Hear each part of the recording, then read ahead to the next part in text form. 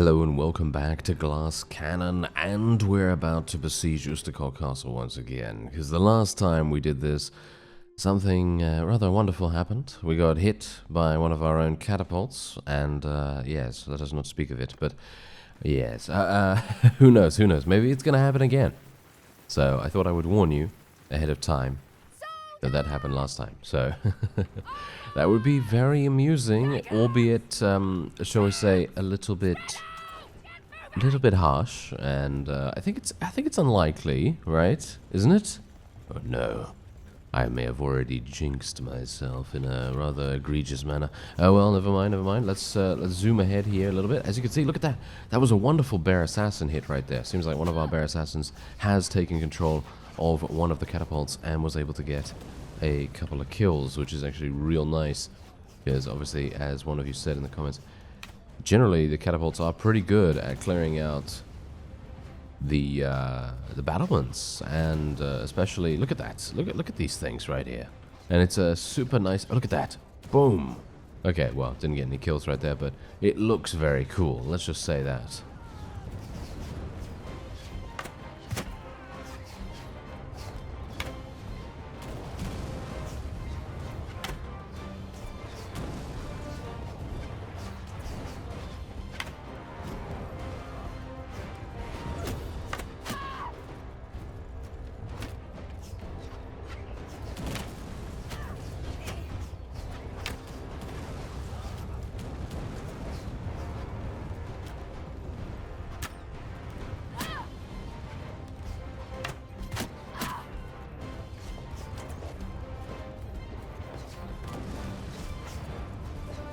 And I also decided this time I would actually build my siege towers, because last time around I literally just, wow, okay, that's a lot of damage from the enemy's catapults. Wow, really? Okay, that's actually kind of crazy. Anyway, last time around I didn't build any siege towers because I thought to myself, okay, siege ladders probably going to be enough. Probably going to give us good line of sight for our catapults to be able to continue dealing damage in that situation, because obviously, you know, if you're going for a specific strategy, you want to try to maximize the amount of damage that a particular piece of equipment can do. And, well, while it has worked somewhat, it is still... These guys are very, very hardy, and... Oh, never mind, you got murdered, sir. Thank you very much. Oh, I actually really like that these guys are not defending against me that much. Do I have strong legs yet? No, I don't. Oh, no. Okay. Oh, yeah, that was somewhat unfortunate, wasn't it? Okay, hopefully I'm not going to get shot.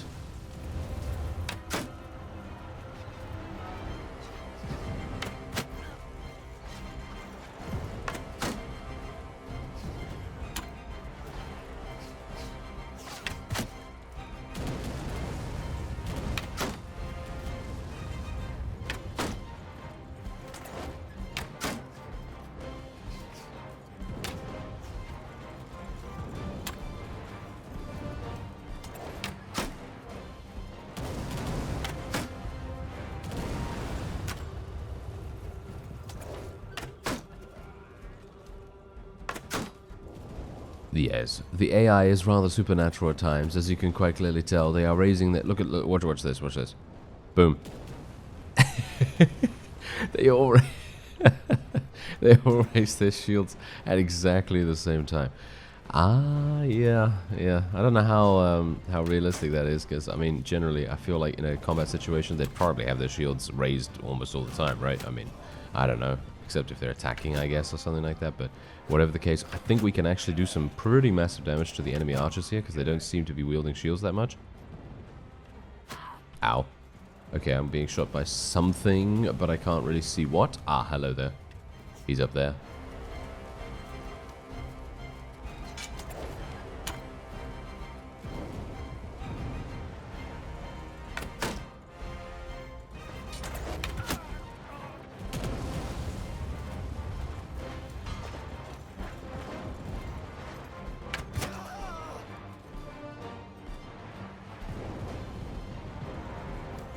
I'm just wondering whether I should even move in here at this point, because I am just so low in HP.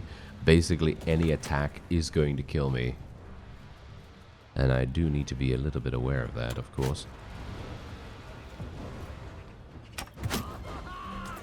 I am actually finding the people that are not raising their shield up, amazingly enough. It's about time, isn't it?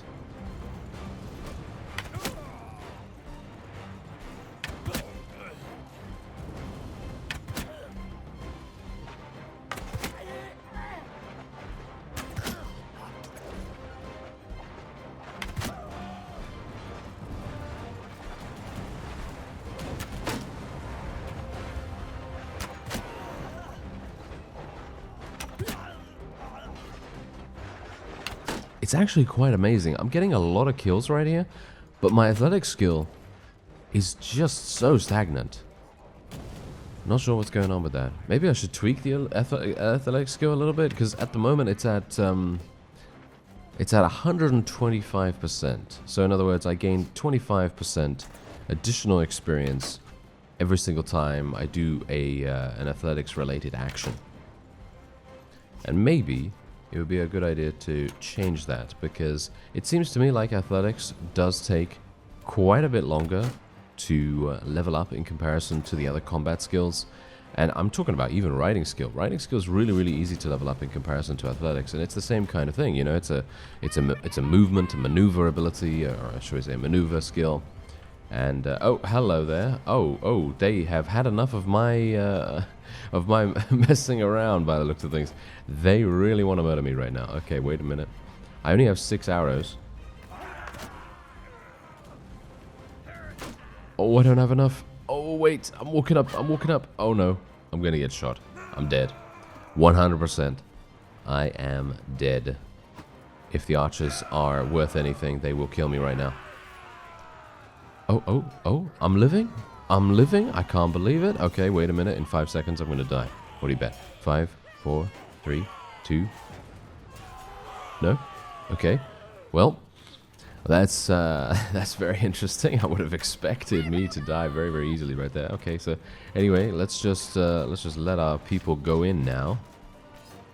And we do have an arrow barrel here as well, so I can refill my arrows, which is amazing. That's why using a bow is really, really fun.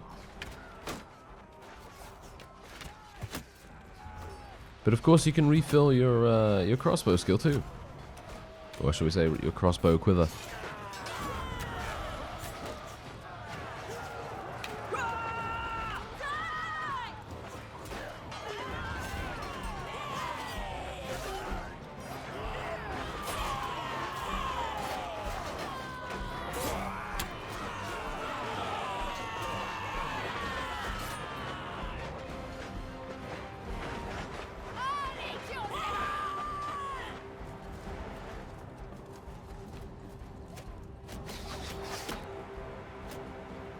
Yeah, you know, I don't know what actually goes on with the, you see those, like, look at this, look at that.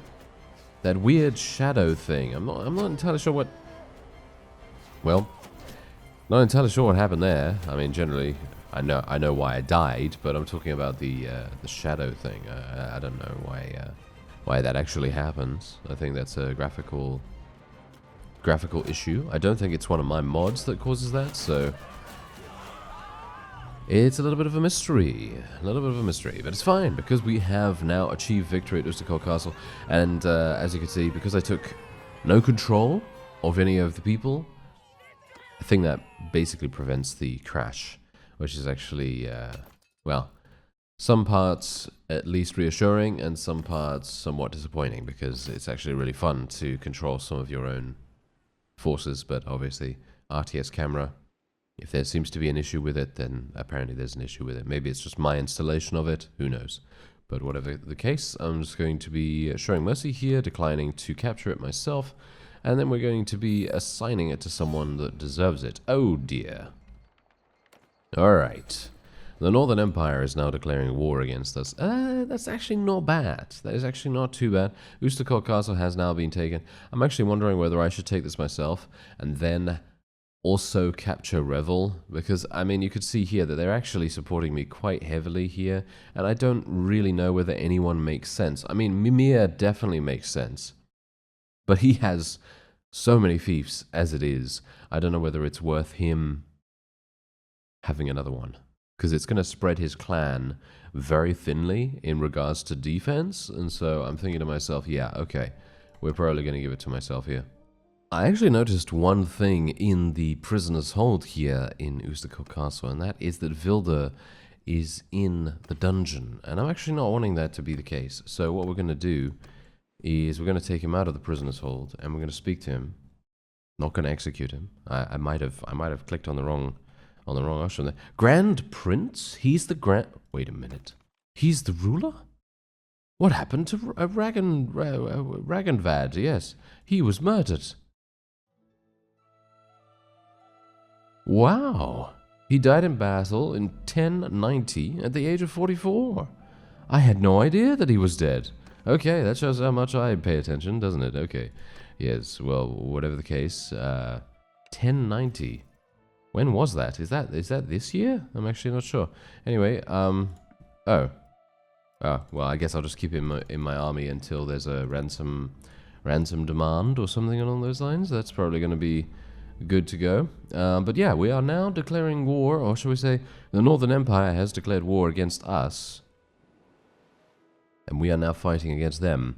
That is actually going to be a little bit scary, because the Northern Empire has a lot of pretty good combat strength. So, finally, we finally reached the maximum bow skill. That's always good. And we're going to take Blade Master again. Yeah, so if you watched the previous episode, you will know that I've taken these perks before. Not in the bow tree, but in the tactics and two-handed trees, because I suffered a crash, and now we've somewhat figured it out why that's happening, at least.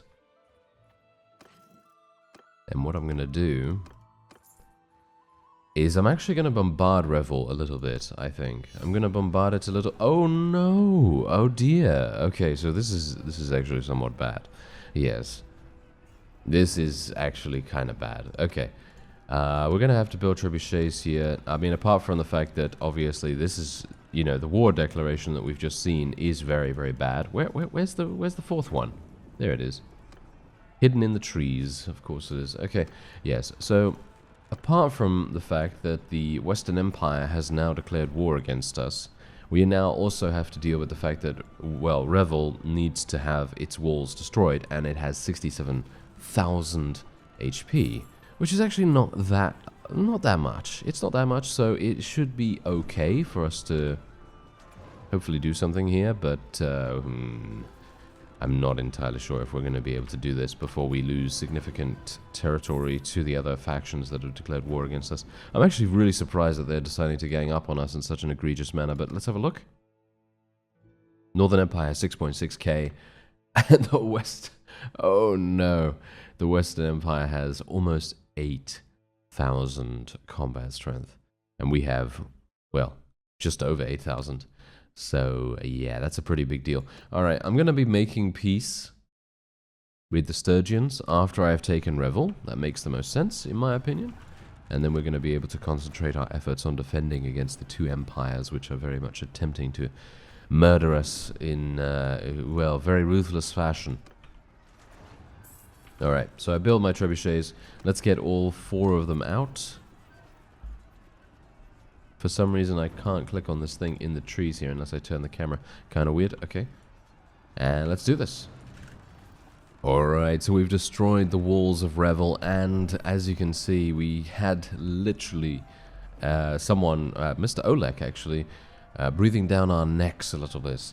And I obviously do not want that to happen, so let's see if we can actually just go in here and hopefully achieve victory with very minimal casualties, because if we don't get minimal casualties here, he's going to come in and strike against us with retaliation in his heart. And you know what's going to happen then. We could potentially get murdered, and that is obviously not something we want. Alright, so let me see here. Do I need to do anything else? Nah, probably not. Okay. Both walls are down. This should be a very easy siege. Oh! We actually get to see fire arrows. That's really cool. Yeah, someone actually mentioned in the comments that I can enable the fire arrows during the day. And I'm not sure how cool that's going to look, but I'm kind of intrigued to see. So I will go into the into the game files, because I don't think I can do it through the game menus itself. So I will have to go into the files and find the file that I need to change. It's probably just the settings.xml thing, right? I assume it's something like that. So I will go and just do that. But yeah, this is going to be an absolute bloodbath, or at least it should be, because let's face it, eliminating the walls in general is going to make a massive difference. All right, let's see what... Oh, okay, that was some pretty big damage right there. Where did I get shot from even? Because as far as I'm aware, I don't see any archers. Oh, maybe I just got... Maybe I just got shot by a thrown weapon or something like that. I'm not sure.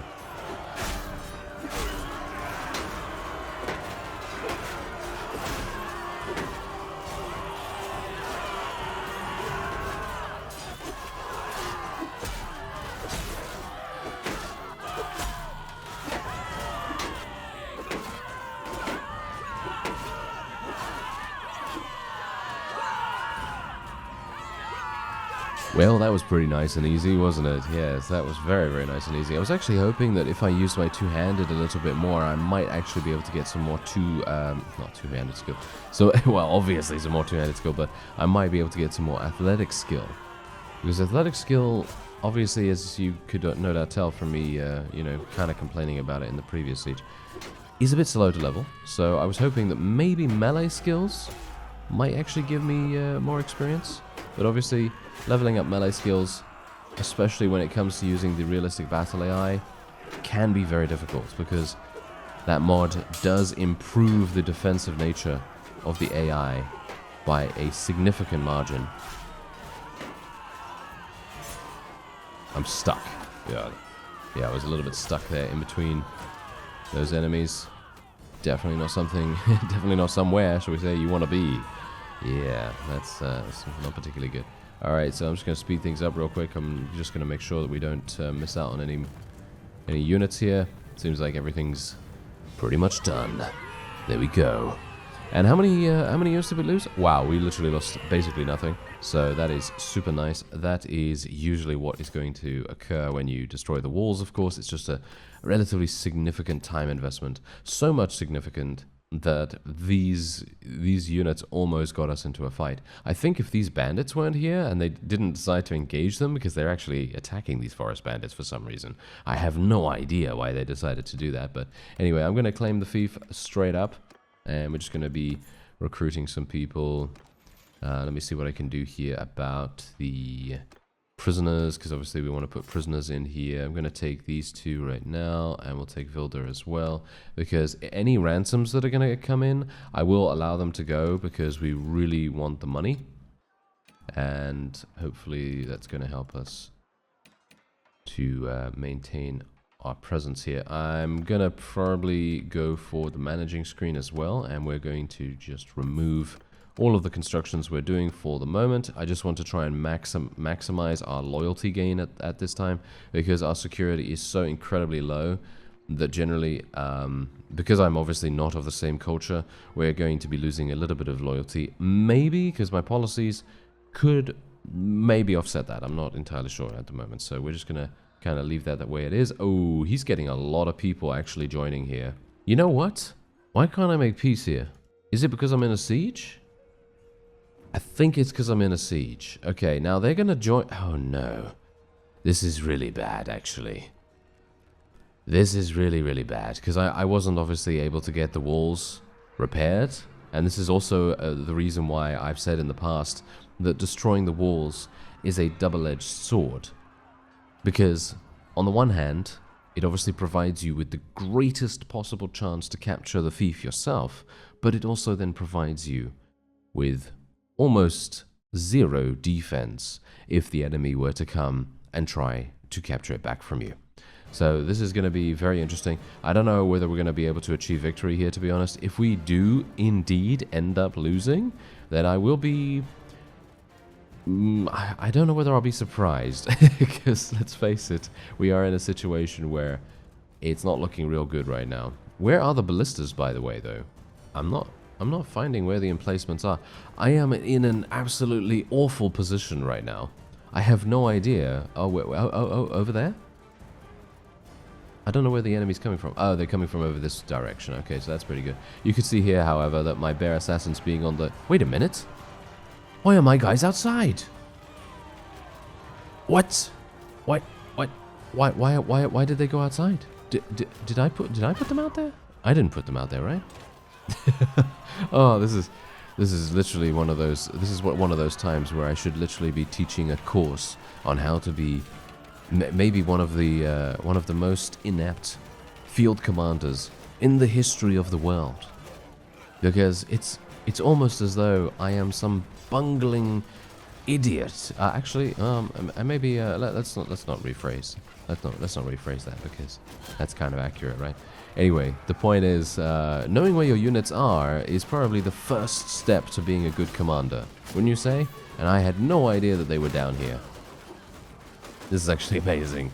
This is, you know what? I feel like this works so much better than staying inside the walls when the walls are destroyed. I mean, even, you know what? I feel like this works so much better even if the walls are intact. The amount of damage that the enemy is... Wow.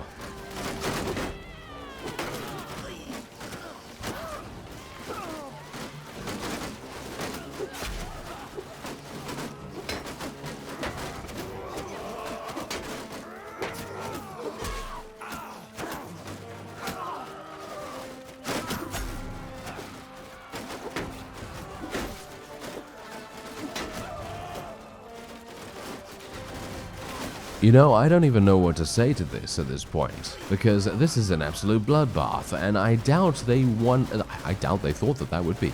I really thought, you know what, I really think the Sturgians thought they had this in the bag, and I thought it too, to be honest. I thought it too. I couldn't blame them. Couldn't blame them for making this particular decision to come in here and try and take Revyl back.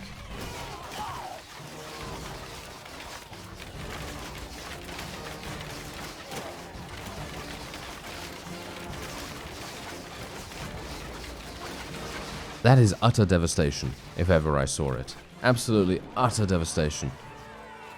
And it's all thanks to the fact that my forces decided to stand outside. I have never seen this before where we have stood outside. The only time that you're going to see that is when they sally out, but obviously sallying out, that basically just puts you into a regular field battle most of the time. So you're not actually going to be where the fief is or anything like that. So I'm very intrigued. Wow, that was actually amazing. You know, if I could do that automatically every single time we do a siege, and it doesn't, I mean a siege defense that is, without even the walls being down, I think we would actually have a much higher success rate of defense. You know, I don't know whether that actually makes any difference, because obviously we have the protection of the walls if the walls are intact, but the sheer brutality and efficiency that we had just there, I don't even know. I don't even know. It's such a crazy amount of damage going out right there. Super nice, really is. Anyway, I'm going to be taking all these prisoners because, as a couple of you rightly pointed out, I should be capturing these people to place them in the garrison. Of course, or rescuing them. I should be rescuing them and placing them in the garrison. Of course, that is definitely what I should do, but generally I've just completely forgotten to do that most of the time because I haven't actually captured anything myself in quite some time as well, so I hope you'll forgive me for that, but otherwise, I believe we have just rescued a couple of bear units as well, which is going to be super nice to sort of, shall we say, recuperate a little bit of our losses. Well, what little losses there were, to be honest. I mean, don't want to toot my own horn or anything, but it's not really me that's doing anything. It's basically my units that are prevailing in the grand scheme of things. But there we are. There's 58 additional units placed in the garrison there, which is actually quite nice. And we can also place all of these prisoners in there as well. Yeah, I'm just going to put all of them in there, and then I'll just take the lords and so on and so forth out after that. There we go. Alright, so let's just have a quick look at the diplomacy screen real quick, because I would very much like to take a look and see whether yes, we can actually make peace now. So, let's see. I'm actually kind of surprised the Sturgians are so miserly here. Why are they only providing us with 210? I don't know why 210 is the number. But maybe, should I wait a little bit? I think I'll wait a little bit and see whether that changes, because they've just had one of their largest armies be defeated, and I can only assume that maybe that is going to make a difference. So let's just have a look. Yep, it made a huge difference, as you can see. We've already gained 720 in the negotiations, potentially. Urgion has died. Urgion, is that actually our Urgion? The guy that we persuaded? Was that actually him? No, he's still alive. Okay, phew. I was a bit worried about that for a second. No, he's still alive, so that's good. Alright, so let's just wait for a little bit longer, because you never know. I don't really want them to take Mazadaan Castle or Sionan. Okay, let's just free that person. Should I go and just do it now? Yeah, I think I'm probably going to just propose it now, because I'd like to get the Sturgians out of the way, basically. Oh, I want to just make it so that they cannot launch any additional attacks against us, and then we can fully focus our attention on the two empires that are attempting to dismantle our empire. And we do not want that, of course. Thank you. Okay, so wait, who is actually besieging Sionan right now? I really need to go over there as soon as possible and see if I can help out. Oh, I can't get over how crazy good that siege defense was. I really thought we were going to have some major problems, because, I mean, let's face it, you know, archers in close quarter situations, yeah, probably not the best thing to have, but we didn't even need to worry about it. We just bombarded them to death super easily. Okay, so I still don't know who it is. Who is it? I can't tell. Hopefully they are not... Oh, no, they're failing. Okay, we should be alright. Okay, yeah, look at this. Sionan's defense is almost impenetrable at this point. And there's another army coming in. Garios himself. Okay, I'm going to be heading in to actually help Sionan here. And we are going to see whether we can defeat Enkurion. I would assume we... What is with these... What is with these...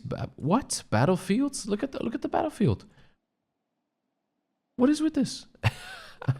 I talked about this in the previous episode as well, where there was a super simple battlefield, and I have no idea what's going on with all of these really simple layouts. I mean, I'm not complaining, I'm just basically saying this is actually very interesting, because it makes it so easy for my archers to deal significant damage, and I don't really need to worry about them actually having clear line of sight or anything like that. I mean, obviously it would probably be a good idea for me to have some kind of a hill or something like that to sort of stagger the way that our units attack, but is it really necessary? Let's find out. My forces will probably get a whole bunch of kills initially, at least. Maybe. I mean, obviously we have to, have to worry about their shields and everything. I'm going to stand out kind of at the front here, mostly because I'd like the enemy's archers to maybe target me if they want to, instead of targeting my archers. But yeah, this is... Yeah, as you can quite clearly tell. It seems like we have gotten to a point now where my army is consisting of so many incredibly high tier units that maybe we... Oh, no, we're suffering. We're suffering a couple of casualties right now. I'm going to tell my infantry to charge in now too.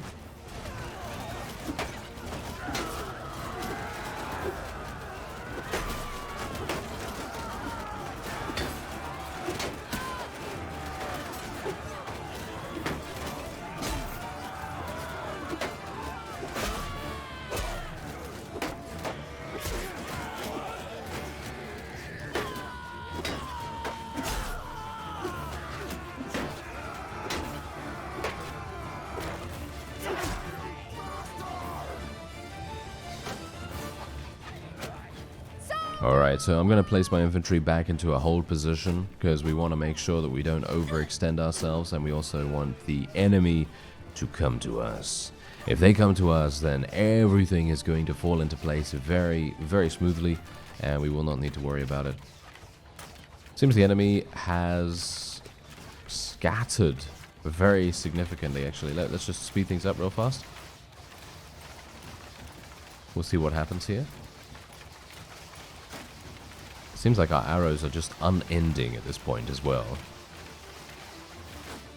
Okay, so it seems like the enemy is so incredibly far away now that we might need to reposition ourselves.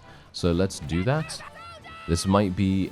I'm not sure. I really don't like moving my archers mid-battle unless it's a short distance. This might be...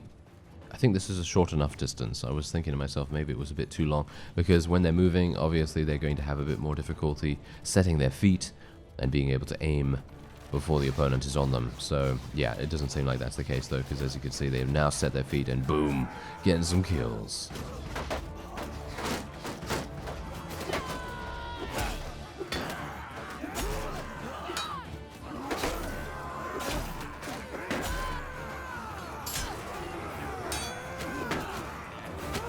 Oh, yeah, that was... that.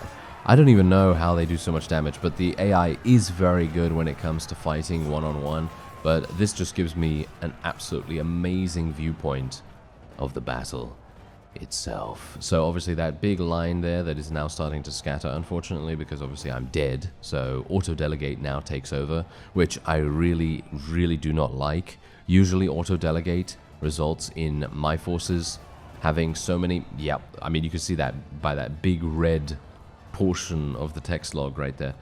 Yeah, big red mounts of casualties there because of the auto-delegate. They really just don't know what to do with your own forces sometimes.